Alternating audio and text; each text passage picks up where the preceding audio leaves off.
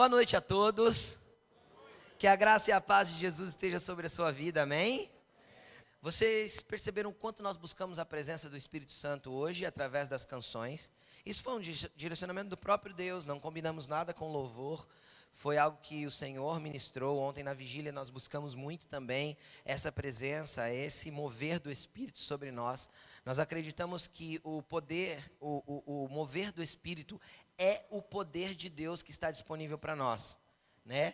A palavra que define poder em grego é a palavra dunamis, e o Senhor Jesus disse: vocês receberão o dunamis de Deus. O que é um dunamis? O dunamis é aquilo que nos impulsiona a viver a exatidão daquilo que Deus tem para nós. É aquilo que nos empurra, né? Da palavra dunamis, por exemplo, é o que se deriva a palavra dínamo, que você conhece, que é um produtor de energia. Então, é aquilo que nos impulsiona, nos produz energia e nos faz alavancar para aquilo que Deus tem para nós. E é muito interessante que às vezes a gente se esquece de buscar por coisas assim na nossa oração. Quem já entrou no quarto, por exemplo, para orar, dobrou o seu joelho e só pediu coisas referentes às suas necessidades? Quem já fez isso alguma vez? Né? Todo mundo já fez. Porque às vezes o coração está apertado, as coisas estão difíceis, a gente vai lá, só chora, ora, pede, e a gente sai dali e não buscou nada. E é muito interessante, eu quero dar essa breve explicação, como Jesus nos ensina a orar. Não tem a ver com a palavra, mas eu quero trazer esse ensinamento rápido. O texto da Bíblia mais decorado do mundo é o texto da oração. Você sabe de cor. Todo mundo sabe de cor o texto da oração do Pai Nosso. O que a gente não entende às vezes é de fazer uma pequena análise nos 3 versículos que antecedem a oração do Pai Nosso. No versículo 6, 7 e 8. Se eu não me engano, o Pai Nosso começa no 9 ou no 10. De Mateus capítulo 6. Jesus falou assim, quando vocês forem orar, entra no teu quarto, fecha a porta, fala com Deus secretamente, fala com teu Pai secretamente, porque em secreto Ele te recompensará. E também não usem de repetições. Não fiquem repetindo a mesma coisa, porque não é pelo muito falar que Deus vai ouvir vocês. É pela sinceridade do coração, na verdade. Não é pelo muito falar que vocês serão ouvidos. Mas quando vocês orarem, orem assim. E aí começa, Pai nosso que estás no céu, e ele vem explicando como orar. Veja bem, a gente tem por hábito, pelo menos o povo brasileiro, de orar o Pai Nosso. E não tem problema orar o Pai Nosso. Porém, Jesus acabou de ensinar que não era para ficar repetindo a mesma coisa. Então, como pode ele acabar de ensinar que não devia ficar repetindo a mesma coisa e a gente pegar aquilo que ele ensinou como oração e ficar repetindo? Faz sentido? Não faz sentido. Porque ele acabou de explicar, não fiquem repetindo. Não usem de vãs repetições. Então, o que acontece? O Pai Nosso nada mais é do que um modelo de oração. É a forma de orar, ou aquilo que é importante você pedir e buscar dentro do seu momento de oração.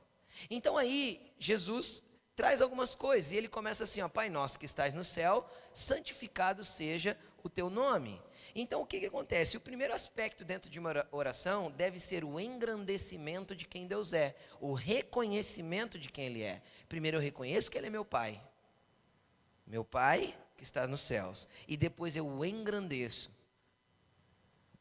glorificado, adorado, exaltado, grande tu és poderoso, tu és magnífico, o Senhor é o Deus de toda a terra, o Senhor é o Deus que eu creio, o Deus da minha vida. É um momento de engrandecimento. O segundo assunto que Jesus aborda foi: venha a nós o teu reino. E quando ele fala venha a nós o teu reino, é onde nós devemos buscar tudo que é concernente ao reino de Deus. E o Espírito Santo e o mover do Espírito Santo é uma dessas coisas. Então tudo aquilo que é aspecto do reino celestial nós devemos buscar na nossa oração. Senhor, eu quero ser cheio do teu Espírito, eu quero ser transformado, eu quero ter meu caráter moldado, eu quero ser cheio de ti, eu quero os dons espirituais, eu quero o fruto do Espírito gerando e brotando de mim. E aí ele continua a oração, e aí tem um monte de assunto que ele aborda. Então, buscar as coisas concernentes ao reino é um assunto central de oração, e nós devemos buscar. Aí Jesus também falou que nós poderíamos buscar o pão nosso de cada dia, não falou? Nesse momento você coloca todas as suas dificuldades, tudo aquilo que você precisa para a sua vida. Jesus disse que nós poderíamos pedir essas coisas. Ele falou que poderíamos pedir, só que sem esquecer de pedir o resto, que é tão ou mais importante que as coisas da vida, porque se nós tivermos em nós os valores do reino, os princípios do reino, as coisas da vida se resolverão, porque Deus está resolvendo para nós. Amém, gente?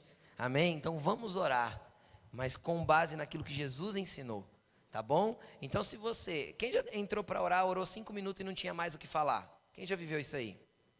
Se você usar a oração do Pai Nosso, pelo menos uns 20 minutos, meia hora você vai orar, tranquilo, porque você vai pegando cada aspecto que Jesus abordou e você vai colocando aquilo da sua vida, do seu jeito, a sua maneira, da forma que você quer expressar o seu coração. Amém? Amém? Vamos ler o texto. Primeiro, Gálatas, capítulo 6, versículo 7. Diz assim: não se deixem enganar, de Deus não se zomba, pois o que o homem semear, isso também colherá. Quem semeia para a carne, da carne colherá destruição, mas quem semeia para o Espírito, do Espírito colherá vida eterna. E não nos cansemos de fazer o bem, pois no tempo próprio colheremos, se não desanimarmos. Portanto, enquanto temos oportunidade, façamos o bem a todos, especialmente aos da família da fé. Presta atenção aqui em mim. Hoje eu quero falar um pouquinho a respeito de desfrutar. É muito importante que nós venhamos aprender a desfrutar das coisas que Deus nos proporciona, porque é muito comum nós não desfrutarmos. E é interessante que a etimologia, a construção da palavra desfrutar, ela vem a partir da palavra fruta no latim. Eu fui pesquisar no Google.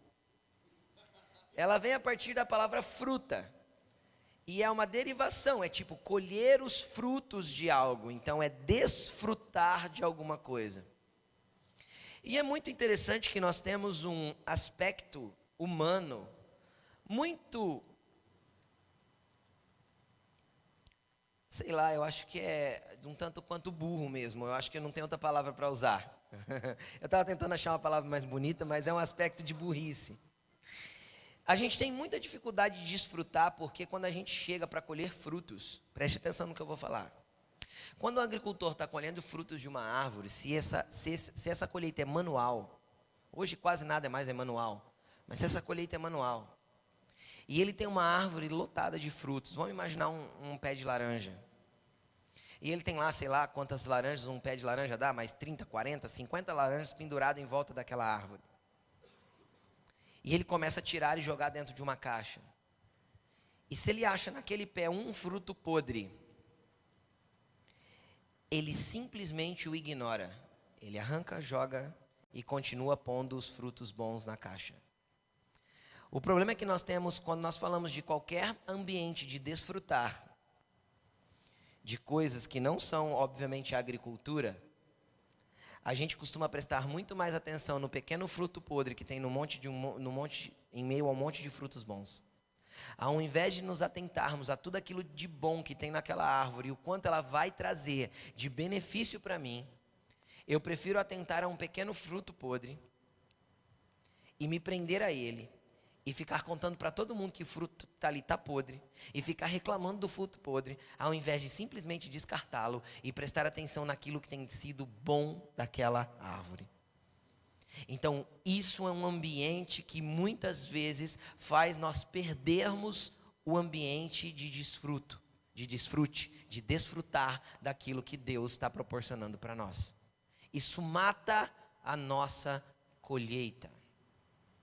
E aqui o apóstolo Paulo, ele enfatizou aos Gálatas algo muito interessante. Ele disse assim: olha, não se enganem, ninguém zomba de Deus. O que o homem plantar, ele vai colher. Então, um aspecto que é uma máxima desse versículo, esse versículo é a chave do texto. Por quê? Porque eu tenho uma opção. Você tem uma opção, o ser humano tem uma opção: plantar direito, porque colher é inevitável. Então, eu tenho que escolher plantar certo. Porque a colheita é indiscutivelmente real. Não existe oração que você faça que vai conseguir queimar a colheita ruim que você plantou. Não adianta expulsar demônio, procurar libertador, começar a orar para que as coisas mudem. Não adianta. Uma vez que eu plantei errado, a colheita é inevitável. E quando eu planto errado, eu vou colher mal. Então, se você está vivendo dias de colheitas ruins, comece a plantar certo agora, porque plantando certo agora, amanhã você vai estar colhendo coisas boas. Então, a nossa única opção, e o apóstolo Paulo usou um texto muito forte, uma expressão muito forte. Olha, ninguém zomba de Deus. Ele está falando assim, ó, Deus não vai voltar atrás nessa lei espiritual. Deus não vai voltar atrás nesse padrão espiritual. Plantou, colheu. Então olha para a pessoa que está do teu lado e fala só assim, ó, plantou, colheu. Planta direito, cabeção, fala para ele.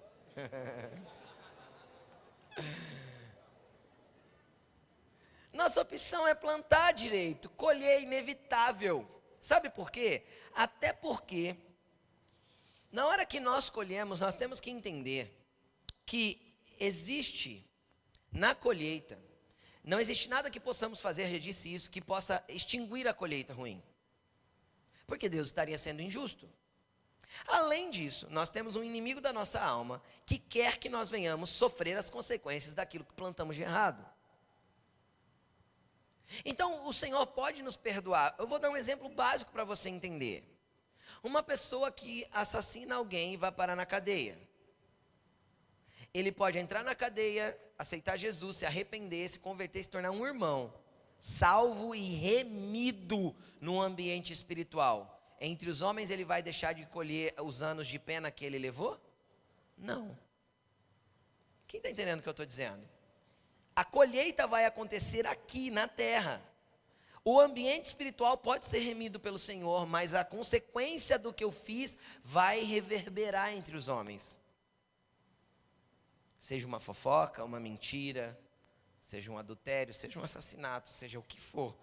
A reverberação, a consequência do que eu fiz entre os homens vai gerar um fruto.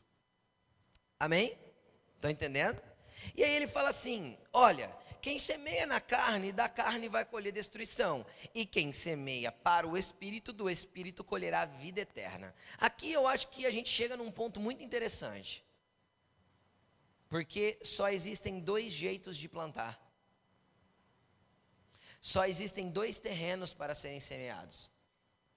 Não existe terreno neutro. Não existe terreno neutro, não existe meio termo, tipo, eu fiz, mas não dá nada não. Quem já usou essa expressão? Não existe não dar nada não, vai dar alguma coisa. Não existe ação sem reação, a física já diz isso. Não é? Para toda ação existe uma reação. E no mundo espiritual, tudo que eu planto eu colho e não existe terreno neutro. Existem dois terrenos específicos e o apóstolo Paulo deixa eles claro aqui. Quem semeia para a carne, da carne colherá destruição. O que é semear para a carne? Semear para a carne é quando você começa a ceder a todos os seus instintos, a todos os seus impulsos, a todos os seus desejos contaminados, porque todo ser humano tem desejo ruim no coração e na mente. Tem ou não tem? Sim ou não? Sim. Sim, todos nós temos desejos ruins. Então, quando da minha carne eu deixo começar a manifestar, e eu começo a plantar para a satisfação da carne, para a satisfação daquilo que é humano, da carne eu colherei destruição. E isso está falando de destruição no ambiente de colheita mesmo. Pode ser física, pode ser moral, pode ser espiritual, pode ser tanto tipo de destruição. Agora, O que é importante nós entendermos? Que antes então de plantar qualquer coisa, eu tenho que entender o que estou plantando e eu preciso parar para analisar se aquilo que eu estou fazendo não será um plantio ruim. Porque muitas vezes a gente tem boas ações, mas a gente tem péssimas reações. Quem já teve reações ruins diante de uma situação de aperto? Apesar de quando termina você fala, para que eu fiz isso? E se arrepende instantaneamente. Então, normalmente, agir com bondade, com coerência, não é tão difícil. Mas reagir desta forma é o que nos aperta. E muitas vezes, na nossa reação, nos momentos de aperto da vida, de aperto da dificuldade, de alguma coisa nos sufocando, nós lançamos semente ruim. E uma vez lançada, vai brotar. E uma vez que caiu sobre a terra, vai gerar alguma coisa. Então, nós temos que estar atentos com o nosso plantio. Porque se é só a minha carne que semeia, se é sempre na minha explosividade, sempre do meu jeito, sempre falando que não deve, sempre no momento que não deve, sempre cedendo aos meus desejos, quando eu faço isso, eu vou ao contrário, justamente o que Jesus ensinou. O que ele disse para as pessoas que o seguiam? Quem quer ser um discípulo de Jesus aqui, um seguidor de Jesus, diz amém. Amém. Ele disse o seguinte: vocês querem me seguir? Negue-se a si mesmo, toma a sua cruz e siga-me. Então o que Jesus está ensinando? Cara, existe um instinto carnal em você que precisa morrer. Existe um instinto natural em você de reação e de desejos que você precisa fazer parar. E deixa eu te falar, 99% de vezes não tem a ver com os demônios. Tem a ver com mera tentação. A Bíblia diz que Jesus em tudo foi tentado, porém não pecou. Então nós podemos ser tentados em diversas áreas, só que toda a tentação parte de coisas que estão dentro de nós. Jesus disse isso. Então nós somos tentados a praticar aqueles anseios e desejos e pensamentos ruins que muitas vezes guerreiam dentro de nós. Só que se eu externar isso, ou se eu alimentar isso na minha mente e coração, e isso gerou uma semente, e isso foi plantado, e isso vai brotar, e isso tem consequência para a vida, para a vida. No mundo espiritual eu posso dobrar os meus joelhos, chorar e me arrepender. No ambiente natural eu vou ter uma colheita para colher, independente de eu ter me arrependido. Entendem? A remissão no ambiente espiritual é instantânea. O sangue de Cristo, que hoje nós vamos celebrar, simbolizado por esses vinhos, por esse suco, nos dá remissão completa no ambiente espiritual. Mas a consequência da colheita, infelizmente, ou felizmente, senão a gente seria pior do que somos, é inevitável. E aí, ele diz que o segundo terreno é aquele que semeia para o Espírito, porque do Espírito ele vai colher vida eterna. E é interessante porque Jesus dá a explicação do que é vida eterna. A gente pensa, a vida eterna é quando eu morrer, aí eu vou ter asinha e eu vou subir lá para o céu e aleluia, eu vou ficar parecendo um anjinho. Não vai não. Essa ideia você esquece, tá bom? Isso não é a realidade bíblica. Mas vamos lá. Vida eterna é que conheçam ao Pai que me enviou e que conheçam a mim como seu filho. Esta é a vida eterna. Jesus explicou o que é a vida eterna. É conhecê-lo e prosseguir em conhecê-lo. Então, quanto mais eu semeio pelo Espírito, mais intimamente, pessoalmente, eu vou conhecer Jesus. E, obviamente, mais vida em abundância eu vou ter dentro de mim. Eu não estou falando vida em abundância de abundância de bens, eu estou falando vida em abundância. A abundância de vida, uma vida que jorra de mim e pode tocar até as outras pessoas, porque eu tenho vida para transmitir. Uma vida que não é minha, mas uma vida que o próprio Espírito está gerando dentro de mim. E eu não estou falando da vida de fôlego, eu estou falando de uma vida que realmente vale a pena viver. Porque eu costumo dizer e gosto de dizer que a vida sem Cristo não é vida, é sobrevivência. Então eu sobrevivo, eu trabalho, canso, descanso, trabalho, canso, descanso, como, engordo e pego colesterol e morro de infarto. É o resumo da vida sem Cristo, né? Não era para ser assim, sem dúvida. Mas é o resumo da vida sem Jesus, é quase isso. E a gente fica pensando, o que isso significa? Sem Cristo nada, porque a vida ainda não está dentro de mim, porque a vida é Ele, a vida é semear pelo Espírito, a vida é conhecê-lo, a vida é ter mais dEle, a vida é andar com Ele de verdade, a vida é entender propósito, porque eu existo e porque eu estou aqui. E eu vou te falar, você só vai encontrar propósito, identidade, destino em Cristo. Ele vai revelar para você propósito, identidade, destino, porque Ele não te criou ao acaso. Ele não te criou por nada, Ele não te criou para ser um serzinho andando aqui, um dia você vai morrer e né? Não é isso. Não é isso.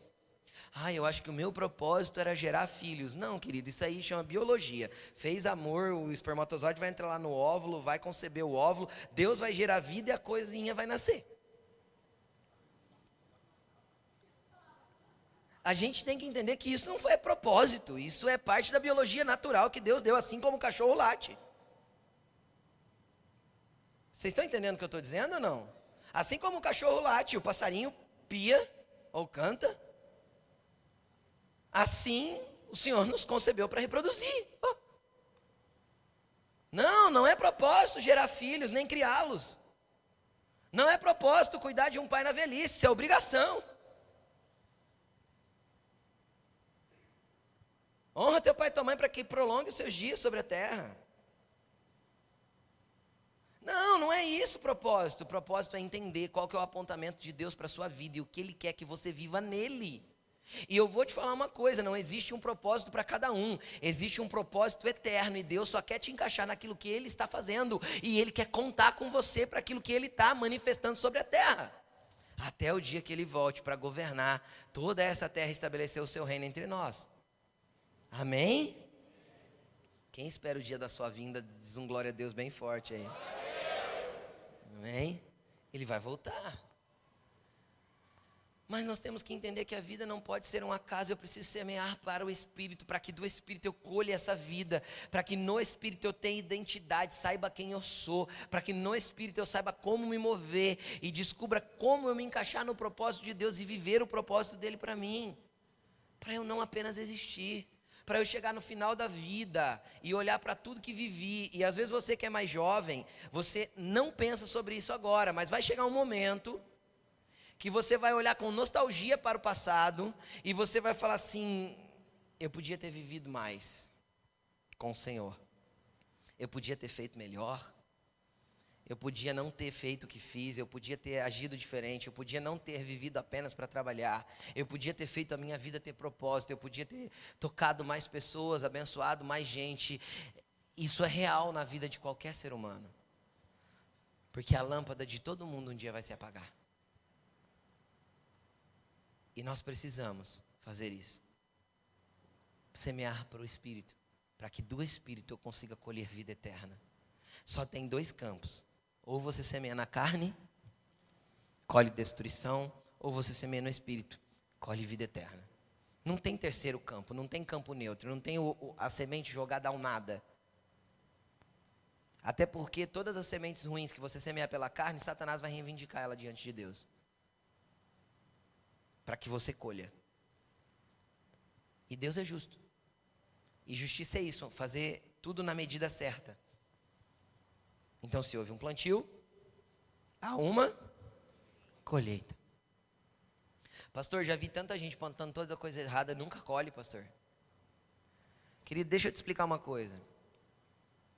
Tem sementinha que nasce com 3 dias. Quem já plantou o feijão no algodão? No outro dia já tem um brotinho, não é? Põe lá no algodão com a aguinha, nasce. Não é assim? Só que existem sementes que demoram anos para nascer. Eu não lembro mais direito, mas diz que tem um bambu que você planta. Eu não lembro se é o chinês, qual é que é, mas tem um bambu que se planta. Ele demora 8 anos para começar a brotar. Só que ele cresce em 12 dias, 15 dias, ele cresce numa altura enorme. Eu não lembro, que faz muito tempo que eu li sobre isso. Só veio na minha mente agora. Então, a diferença da velocidade das sementes não cabe a nós.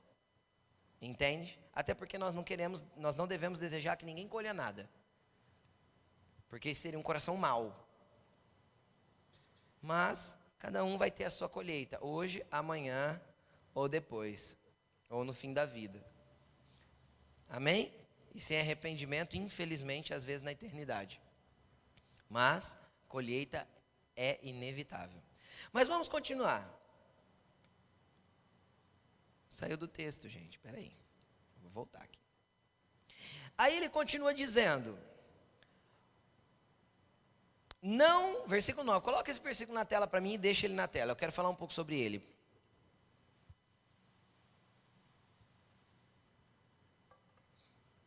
Não nos cansemos de fazer o bem, pois no tempo próprio colheremos, se não desanimarmos. Presta atenção aqui.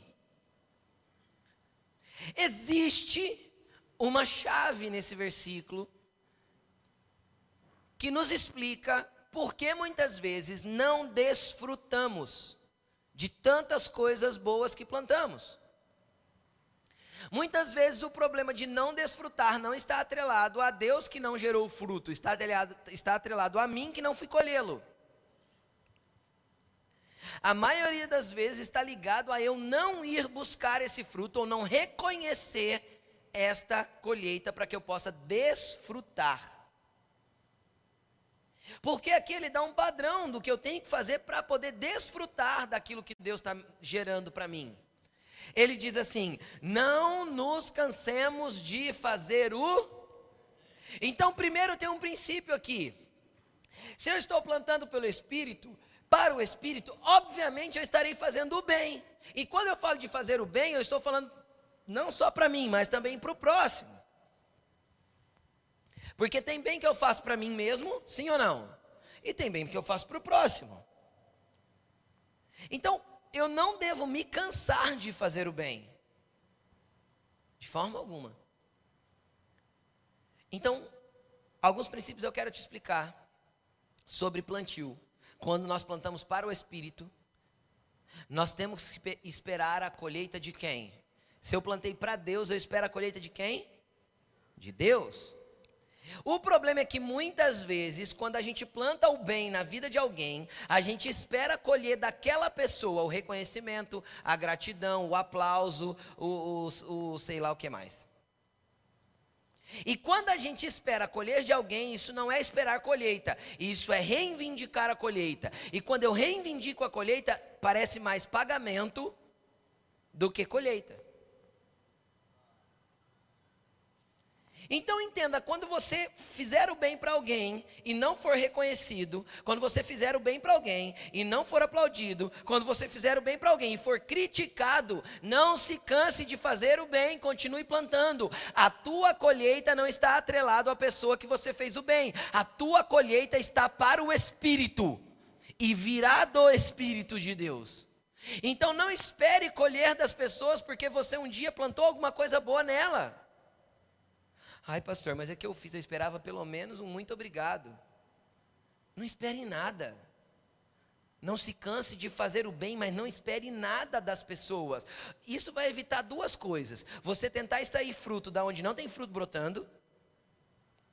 2, evita frustração, porque frustração é só consequência de expectativa não atendida. Então todas as vezes que você deposita uma expectativa sobre alguém e espera dessa pessoa alguma coisa de volta e não recebe o que do que você projetou, o que você imaginou, há frustração. Quem já ficou frustrado com alguém aí, diz amém. Quem já perdoou essa pessoa também, diz amém. Não tem a ver com as pessoas, você está plantando para as pessoas? Se você está plantando para as pessoas, você está plantando em terra errada. Lembra que não existe terreno neutro? Ou você planta para o Espírito, ou você planta para a carne. Então, se eu faço o bem ao próximo, seja uma orientação espiritual, uma oração, uma intercessão, seja ajudar a trocar um pneu, empurrar um carro, seja arrumar um ovo emprestado para a vizinha, seja qual bem for. Todas as vezes que eu faço um bem para alguém, se eu espero colher daquela pessoa o reconhecimento, eu estou sendo igualzinho Jesus falou a respeito dos fariseus. O que Jesus falou a respeito dos fariseus? Olha, quando vocês fizerem alguma coisa para alguém, não queira como eles serem aplaudidos e mostrar para todo mundo que estão fazendo, mas aquilo que a sua mão direita fizer, que nem a tua esquerda saiba. Faça o bem, espera de Deus. Plante certo, espere do Espírito. A tua plantação está sendo plantada nele, mas está sendo depositado sobre homens. Então você deposita bem sobre pessoas, mas o plantio é no mundo do Espírito. Uma hora vai vir, querido. Se está com Deus, uma hora chega e vai chegar. Cadê o versículo? Não tira não. E vai chegar quando? No tempo próprio. No tempo certo. Existem colheitas plantações suas que estão na presença de Deus e Deus só está esperando você estar pronto para receber. Existe um tempo próprio para a coisa. Quem já pegou aquela banana linda, descascou, e quando você mordeu, ela grudou no céu da boca porque ela estava rançosa, horrorosa? Quem já fez isso e por fora estava bonitona? Aquilo é um fruto fora do tempo. Fruto fora do tempo, que eu tento extrair dos outros fora do tempo, é rançoso.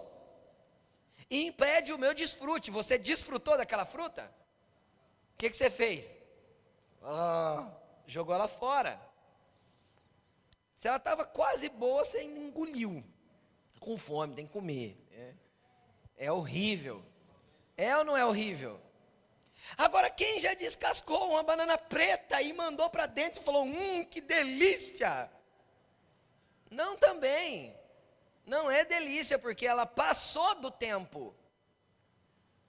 O desfrute de qualquer colheita precisa ser no tempo certo. Então pare de exigir de Deus a sua colheita e pare de exigir das pessoas a sua colheita. O tempo certo vai acontecer. Papai está vendo tudo, está guardando tudo, está anotando tudo, e a hora que você, filhinho, estiver pronto para desfrutar, com um coração grato, com um coração rendido e com um coração entendido que é uma bênção de Deus, você vai olhar para a árvore e não vai ter um fruto podre, porque vai estar tudo bom preparado pelo Espírito. Nós temos dificuldade de desfrutar porque nós não sabemos entender o que temos que continuar fazendo. Ponto número 1, não se canse de fazer o bem. Meu Deus. Para de falar mal das pessoas, faz o bem e descansa. O Pai Celestial está anotando tudo. Tudo.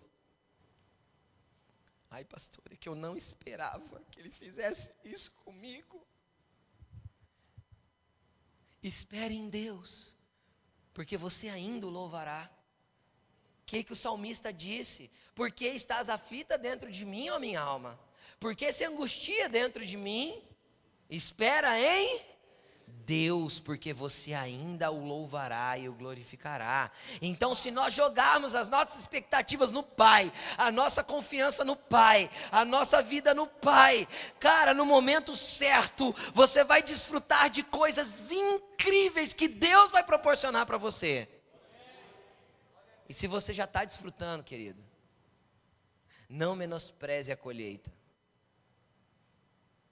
Porque às vezes tem pessoas que já estão desfrutando e não são gratos.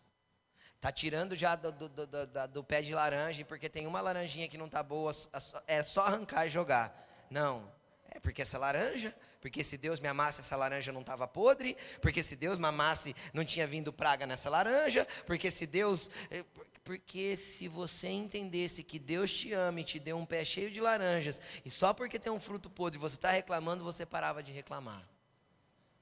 Porque se o povo de Israel entendesse que Deus tirou eles do Egito, e eles eram escravos, viviam debaixo do chicote, e agora só porque não tinha comida que eles desejavam, eles estavam reclamando, eles paravam de reclamar.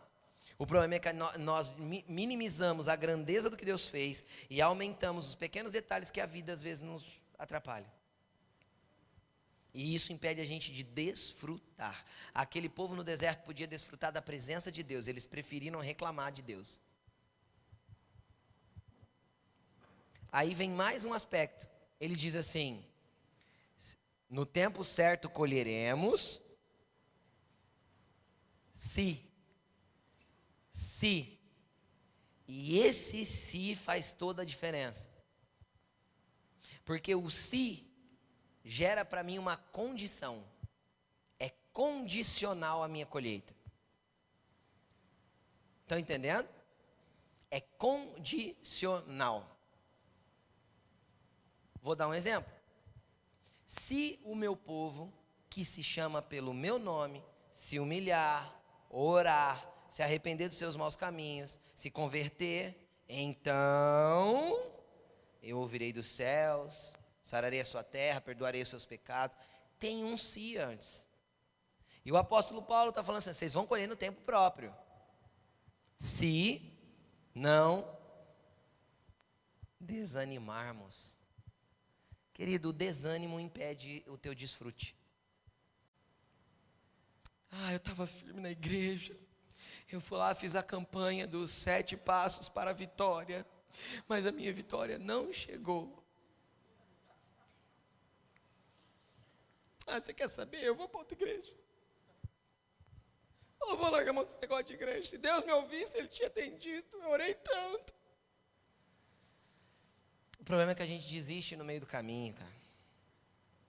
Quantas e quantas vezes? Vamos imaginar assim, é muito simples. Imagina que esse tapete é a horta. Eu venho aqui, faço uma hortinha lá no fundo de casa. Aí eu planto um monte de hortaliça, planto cenoura, planto rabanete. Planto. Aí amanhã cedo, o Alain chega em mim e fala assim: Rô, precisava de uns alface.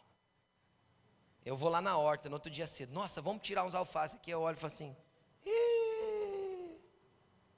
não nasceu alface. Quando eu plantei? Ontem. Ontem eu plantei. Aí eu falo: você quer saber? Eu vou chamar um cara, vou arrancar isso aqui, vou transformar isso aqui numa piscina. Vai ser melhor do que essa horta aqui. Eu desisto da colheita, porque eu desanimei de continuar cultivando aquilo que Deus, ou aquilo que eu já plantei. Quantas e quantas pessoas estão plantando há tanto tempo e não colhem? Porque desiste de tudo. Você não é estável, você não é contínuo. Primeiro que você muitas vezes não tem nem orientação do Espírito para plantar. Depois você planta e não colhe porque você para no meio do caminho e muda. Eu estou plantando manga, mas a manga demora muito para crescer os pés e nascer manga. Não, derruba as mangas. Vamos pôr aí um negócio que nasce mais rápido. Põe cana. Aí cana vai, planta, nasceu rapidinho, cortou e acabou a cana. Tem que plantar de novo. Sabe uma pessoa instável que nunca continua, que sempre desanima, que sempre desiste? Deus não te quer assim. Isso impede o seu desfrutar. Aqueles que desanimam no meio do caminho do que Deus está fazendo ou do que Ele começou a plantar, nunca vão colher. Você vai estragar o lugar que você plantou, você vai estragar aquilo que foi plantado. Você vai destruir com as suas próprias mãos a plantação, porque não nasceu o brotinho do alface no tempo que você queria. Mas eu fui lá na loja agropecuária ontem, comprei a sementinha tudo no saquinho, eu queria comer alface hoje. Tudo tem o tempo certo. Basta você não desanimar, para que você possa ver a colheita e desfrutar daquilo que você tem implantado pelo Espírito e para o Espírito. Mas pastor, eu estou orando tanto, ora mais. Não desanima. Mas pastor, eu estou jejuando tanto, jejua mais. Mas pastor, eu estou indo tanto na igreja, então continua indo. Não precisa ir mais não, se está indo bastante já está bom. Continua indo. Pastor, porque eu estou fazendo tudo tão certinho, será? Analisa primeiro, mas tá bom, se já melhorou do que estava, já melhorou, glória a Deus, já é um avanço. O importante é celebrar os passos. Eis aí mais uma coisa que nós temos dificuldade de fazer: celebrar os avanços. Ao invés de nós celebrarmos os avanços que tivemos, nós ficamos reclamando porque não atingimos as metas que queríamos. Foi Deus que te deu a meta? Porque se Ele te deu a meta, Ele vai fazer você chegar lá. Agora, se foi você que pôs a meta,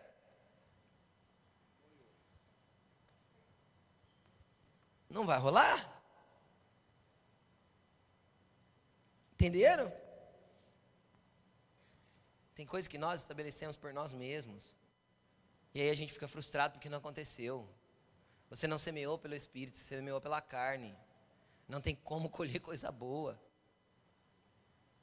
Não tem como colher coisa boa se eu semeei pela carne. Aí ele diz no versículo 10, porquanto, coloca lá para mim, versículo 10, 6:10, portanto, enquanto temos oportunidade, façamos o bem a todos. Faz assim comigo, ó. Então você tem oportunidade. Você está vivo mais um dia, você está com fôlego de vida. Enquanto você está tendo oportunidade, faça o bem a quem? A todos. Todos. Teu vizinho que não gosta de você, não larga a folha na frente da calçada dele, vai a dele também. Teu amigo de trabalho que não gosta de você, não vai lá atrapalhar o serviço dele, coopera com ele. Porque enquanto você tiver a oportunidade, faça o bem só a quem gosta de você. É isso que está escrito ali? Faça o bem àquele que te aplaude. É isso que está escrito ali? Faça o bem àquele que te ama e é amável com você. É isso que está escrito ali? Faça o bem a quem? Então olha para a pessoa que está do teu lado e fala assim, ó, vou fazer bem até para você agora. Vamos continuar aqui. E aí ele diz o que a gente ensina sempre aqui. Quem vem na igreja há um ano ouviu eu pregar isso pelo menos 2 vezes, porque pelo menos umas 2 vezes por ano eu prego sobre esse tema. Especialmente aos da família de fé. O que é a família de fé, gente? A igreja local, aqueles que se reúnem junto como corpo, num único lugar, aqueles que discernem o corpo. Agora, por que Deus quer que nós desfrutemos? Porque Deus também desfruta. Deus também desfruta. Deixa eu ler um texto com você. Isaías capítulo 53, versículo 1.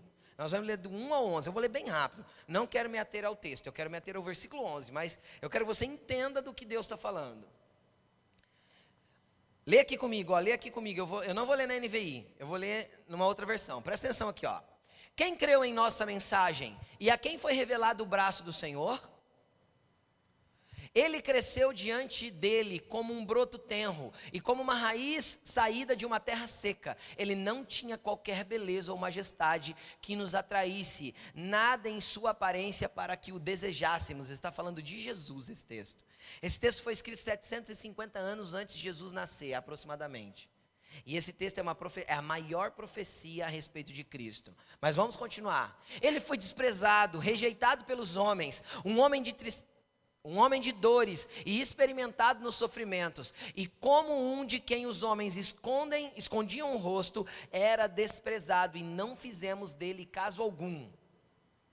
Verdadeiramente ele tomou sobre si as nossas enfermidades, e as nossas dores ele levou sobre si. Nós o reputávamos por aflito, ferido de Deus e oprimido. Mas ele foi ferido por causa das nossas transgressões e moído por causa das nossas iniquidades, aleluia. O castigo que nos traz a paz estava sobre ele, e pelas suas pisaduras, por aquilo que ele foi pisado, eu fui sarado, você foi sarado. Continuando.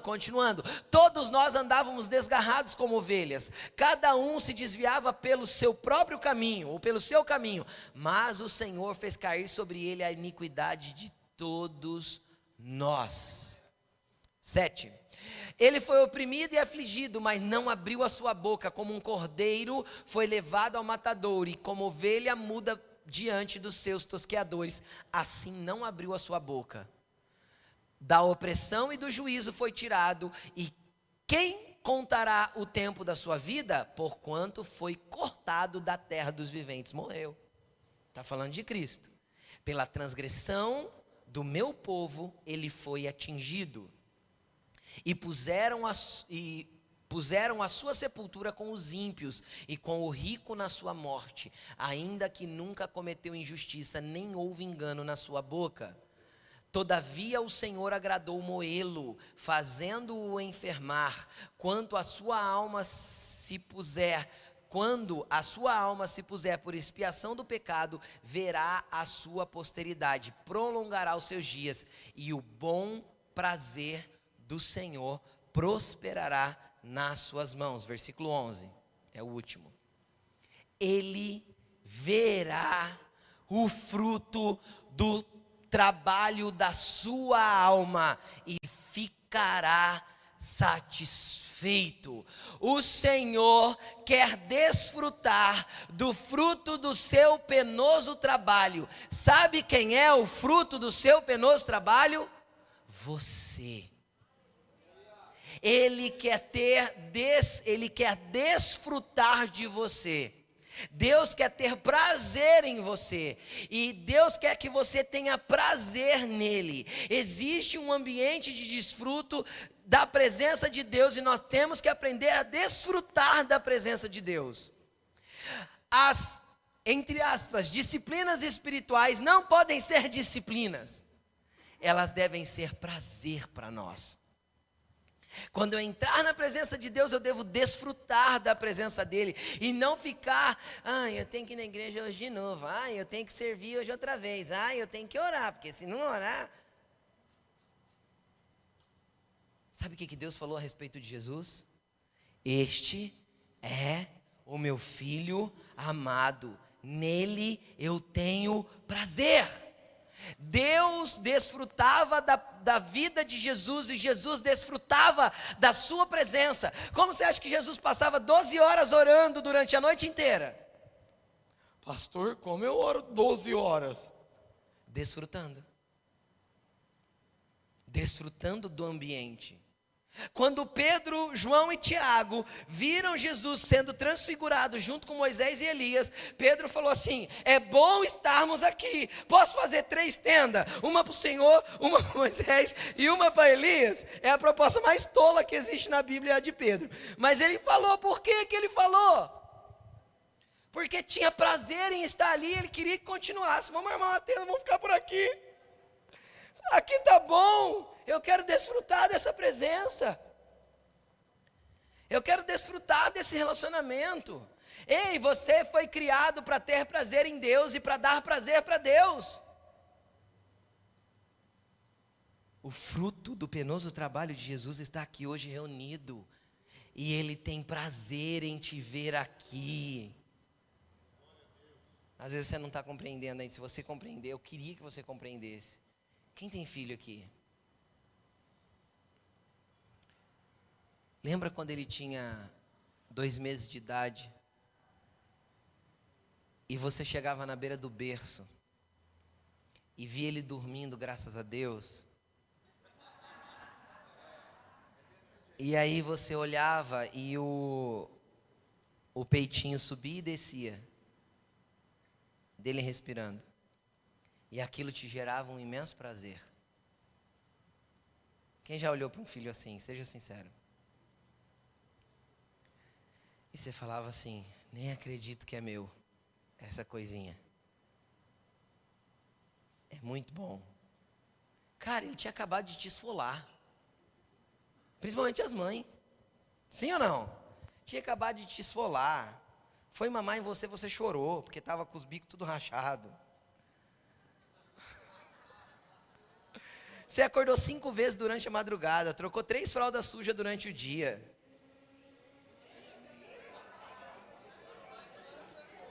É mais, né? Eu falo só as de número 2, gente. As que mais tem os odores piores. Ele te esfolou durante o dia, te usou, te consumiu, te desgastou. Aí você fica olhando do lado daquele berço com aquela criança dormindo, não está fazendo nada. Só está dormindo. E você respira fundo e sente um prazer enorme. Cara, isso é desfrutar daquela bênção que Deus te deu, um filho. Agora é assim que Deus olha para você quando você está dormindo, porque aos seus amados Ele dá enquanto dorme. É assim que o papai te olha quando você está nanando na sua cama. É assim que Ele te ama, é assim que Ele tem prazer em você. Agora, se você plantar pelo Espírito, Ele vai ficar de pé, vai aplaudir, vai falar assim: esse é meu menino, essa é minha menina. Fez direito, escolheu certo, escolheu ao meu modo, nos meus princípios, plantou direitinho. Anjo, pega umas sementes aí, lança lá no terreno dele, que eu estou preparando uma colheita boa.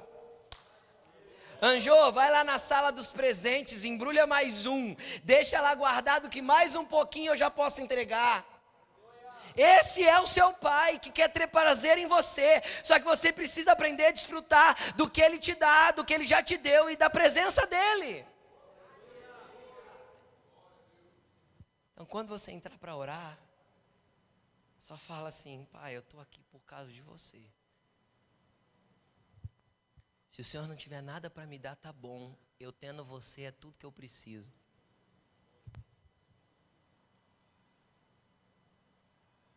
Sabe, quando a gente é criança, normalmente a gente busca nos pais os presentes. Sim ou não? Só que a gente também ama o colo. Não é? Aí às vezes quando a gente fica grande, a gente fica tonto. Não abraça mais o pai, não beija mais o pai, não beija mais a mãe, não fala que ama. Então, que nós entendamos que a nossa maturidade espiritual, preste atenção no que eu vou falar, sirva apenas para que você deseje mais o pai do que qualquer coisa que ele possa te dar. Que o abraço e o colo de Deus seja muito mais importante para você do que qualquer colheita que você possa ter. Agora eu vou te contar um segredo. Se você gostar do colo do pai e do abraço dele e desfrutar da presença dele, não existe nada que ele não possa fazer por você. Jesus disse isso. Tudo o que vocês pedirem. E eu não conheço um tudo pela metade, você conhece? Tudo o que vocês pedirem, crendo, vocês receberão. Tudo o que vocês pedirem, crendo, vocês receberão. Pastor, eu estou pedindo um negócio faz tempo e Deus não me dá. Calma, às vezes você só não está pronto para receber. Um filho de 14 anos não pode ter um carro, nem uma moto. Então existe o tempo certo de Deus dar. Nós acabamos de ler. No tempo certo, vocês escolherão. Se não, desanimarmos. Então como que eu faço para não desanimar, pastor? Desfrute da presença do Pai. Deixe o Pai desfrutar de você. Uma vez que vocês desfrutarem um do outro como pai e filho, como senhor e servo, como amigos, então, no tempo certo, a colheita vem. Coloque-se de pé. Vamos orar um pouco sobre isso.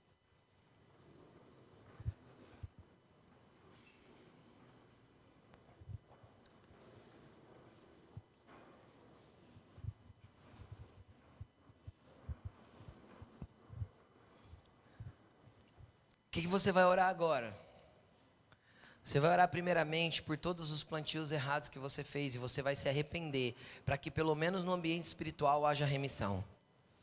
Como eu ensinei, a colheita é inevitável, mas se houver remissão no mundo espiritual, você já está um passo adiante. Então eu queria primeiramente que você fechasse seus olhos agora e você começasse a lançar arrependimento das plantações ruins.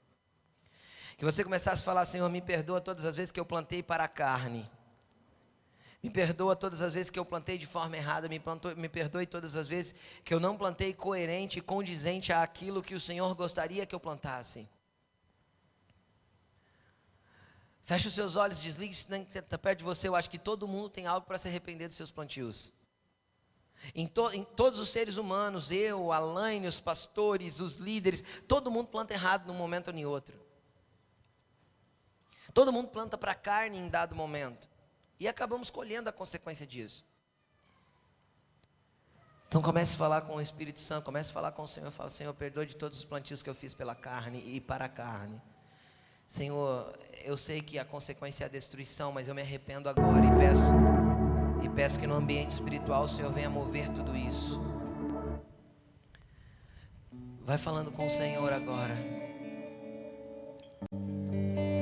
A segunda oração que você vai começar a fazer assim que você lançar arrependimento em tudo isso é falar: Senhor, eu quero aprender a desfrutar da Tua presença, e eu quero aprender a desfrutar daquilo que o Senhor já me deu. Eu vou focar, Senhor, no pé de laranja inteiro e não apenas nas laranjinhas que não estão boas. Eu quero aprender, Senhor, a fazer o bem a todos. Eu quero aprender, Senhor, a continuar plantando certo. Fala para Ele: Senhor, eu quero aprender a desfrutar de quem Tu és para mim, porque eu sei que o Senhor desfruta de quem eu sou para Ti, porque eu sei, fala para Ele: eu sei que eu sou amado por Você, Jesus. Fala para Ele: apesar das minhas falhas e dos meus erros, eu sei que eu sou amado por Você, Jesus, e obrigado por tão grande amor. Quando você deitar hoje, saiba que Ele vai estar te observando e tendo prazer em você, se você se voltar o seu coração todo para Ele. Vai falando com Ele, vai falando com Ele: Senhor, tudo que eu quero é Tua presença, tudo que eu quero é desfrutar de quem Tu és.